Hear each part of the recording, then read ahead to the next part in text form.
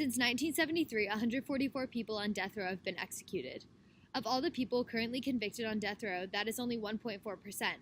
But if the rate of innocence, or for better understanding, the rate of people that are wrongly convicted is 4.1%, then the unthinkable is in fact true. People have been innocently killed as a result of our justice system.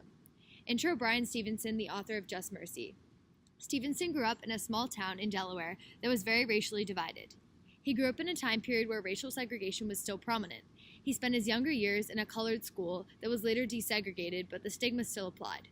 Stevenson is the founder of the Equal Justice Initiative, which operates out of Atlanta, Georgia. He attended Harvard Law School. While at first unsure of himself and what he thought he should study, he later found passion in police injustices and death penalty cases while working on an internship in Atlanta. Stevenson's argument comes in two parts. He blames the flux of African American wrongly or improperly convicted individuals on death row on the racial bias that is clearly present within the state. But then, almost miraculously, he more underratedly argues for a society centered around human resilience and the idea of forgiving. He argues for a society that is summed up with this quote, "We are all better than the worst thing that we have ever done." He turns this overwhelming amount of examples of racial bias into a cry for help, one in which he believes is possible of achieving solution. The book presents the idea of compassion, or more realistically, our lack thereof, by telling stories of people who have been, in his words, condemned, abused, or forced into unfair treatment by the United States justice system. Walter McMillian, the focus of a large part of the novel, is used to convey that point, as are all of the criminals that Stevenson brings up. They're used as examples of what not to do, as Stevenson argues for the progression of human compassion. Walter is a victim of racial bias and is subject to the unfair treatment and conviction based on preconceived notions about his past and the way that he looks. Walter is convicted under an all-black jury, one of the points that Stevenson says mainly contributes to the racial bias in Alabama's death row cases. Even though the Supreme Court struck down the idea of excluding racial minorities from juries in the 1970s, it's become incredibly common that all-black jurors are struck down from trials when the large population of citizens is from said group. They call them incapable or weak when they're certainly not to be able to dodge these laws. Stevenson says that almost all of the people on Alabama's death row are served by white juries. The racial bias from the jury is so necessary and swaying that in Walter's case, when the defense issues a change of venue motion, which is very rarely granted, the plan backfires and ends up putting Walter's trial in an all-white community, almost guaranteeing him the fate of an all-white jury. The prosecution finds this fate so necessary to win, since the facts of the case clearly don't stand in favor. However, this all-white jury was not the only racial bias standing in the way of a fair trial for Walter. Stevenson presents strong evidence that judges in Alabama's death row cases also share this racial bias. The judge actually called Stevenson when he was preparing to take Walter McMillian's case and said, "This is Judge Key. You don't want to do anything with this McMillian case. I know it's ugly," providing that it was doomed from the start. In another case brought up by Stevenson, a mentally ill man named Herbert pleads for Stevenson and the Equal Justice Initiative to assist him a mere 3 weeks before his scheduled execution. Herbert had fought in the war and was greatly impacted by the loss of many of his fellow soldiers right before his eyes. He was honorably discharged from the military after dealing with many flashbacked and pained experiences in relationship to the event. These symptoms all led to a diagnosis of PTSD. This disorder created a new level of distress on an already damaged psyche, as Stevenson has described. As Stevenson, and it would seem a great amount of the population believe, the mental implications and clear correlation between the facts of the case and Herbert's time in the war was one of, if not the, most important part of the case. Herbert's mental state or time in the war was never addressed once in the trial.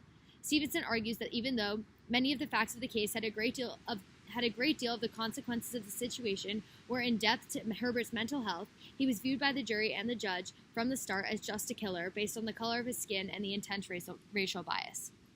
Stevenson even offers a personal anecdote that provided incredible evidence that spoke to the underlying theme of police brutality in Alabama prisons. He told the story of how he was parked outside his new apartment and was bombarded at gunpoint by police, who then illegally searched his car on a suspicion. Obviously, Stevenson recognized the fault in the situation since he wasn't doing anything wrong at all. So he filed multiple complaints with the police department. They were never followed up upon, even after showing up to the station himself. This story serves as a compelling example of racial discrimination that Stevenson has also seen. He also elaborates upon the story and how it was an eye-opening experience. Even with all of the credentials and hard work he had put into his life and career so far, in one small instance, his overall worth was boiled down just to the mere color of his skin. He was deemed as lower and more dangerous than any white person also living or walking on the street, just because of his skin color. Of course, Stevenson has some sort of bias in the situation. He is African American. He sees more clearly the pain that the individuals are feeling and was able to establish his passion in the situation by developing personal connections through experiences. Amidst all of the extremely persuasive examples that our justice system has hit a dead end, Stevenson presents the idea that human compassion can at some point overcome all of the biases, all of the anger, and all of the hatred, or at least he argues that he hopes it can. He sees in all people the possibility to understand the wrongdoings occurring. During Herbert's execution, he says he could see in the eyes of the guards administering the execution that they felt regret and remorse, and that in between harsh electrical pulses that he could tell every single person in the room knew that what was occurring was wrong. Moreover, Stevenson addresses changes that he thinks are stepping stones to the overall reform of the justice system. For example, the mental health statute that was later put into place banning mentally ill people from being convicted on death row. This would have saved Herbert. And even further, according to the Death Penalty Information Center, 20 people were executed in the United States in 2016, the lowest number since 1991. The number of death sentences imposed was 30, a 39% decline from 2015's 40-year low. At the end of the novel, Stevenson discusses what he has learned from Walter while speaking at his funeral. For background knowledge, Walter died on his own terms, not by capital punishment. He goes on to say that the question that was so long been the focus of the death penalty debate, do people deserve to die for the crimes that they have committed, is not the underlying question that we should be looking to answer. The real debate should be focused around people asking themselves, do we deserve to kill? Stevenson has learned through his work what he says are only very simple things. Our humanity depends on the humanity of others. This novel was incredibly eye-opening to me. The author's argument is incredibly compelling and persuasive. It also seems like it would be even naive to try and contradict the racial bias argument and the corruption of the justice system after reading this book.